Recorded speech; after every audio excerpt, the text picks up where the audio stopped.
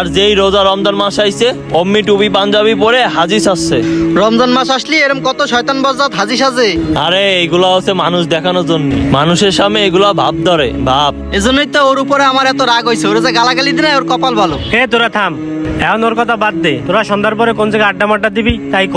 সন্ধ্যার পরে আড্ডা দেবো কি? সন্ধ্যার পরে তো মার্কেটে যাবো। তুই নয় মার্কেটে শপিং করতে যাবি, তোর সাথে আমরা যাই কি করব? আরে আমি এখন তো মার্কেট করতে যাবো না, ঈদের নতুন কি কালেকশন উঠছে ওইগুলা দেখতে যাবো।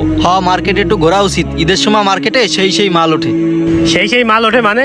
আরে ঈদের সময় মার্কেটে নতুন নতুন কাপড় চোপড় ওঠে না, আমি সেই মালের কথা কইছি। ও আচ্ছা, তাইলে সন্ধ্যার পরে মার্কেটে যাওয়া কি ফাইনাল? তাহলে সন্ধ্যার পরে মার্কেটেই যাব। আচ্ছা তাহলে তোরা থাক, আমার বাসায় একটু ইফতারি নিয়ে যাওয়া লাগবে, আমি গেলাম। তাহলে সন্ধ্যার পরে বেরোয় ফোন দিস। রমজান মাস যে কত বড় নেয়ামত সেটা আমার বন্ধুরা বুঝলো না। ওরা এখনো ভুলের মধ্যে আছে, যেভাবেই হোক ওকে বোঝানোই লাগবে। প্ল্যান তো শুনলি, সন্ধ্যার পরে সবাই মার্কেটে যাব। কেন মার্কেটে যাবি কেন?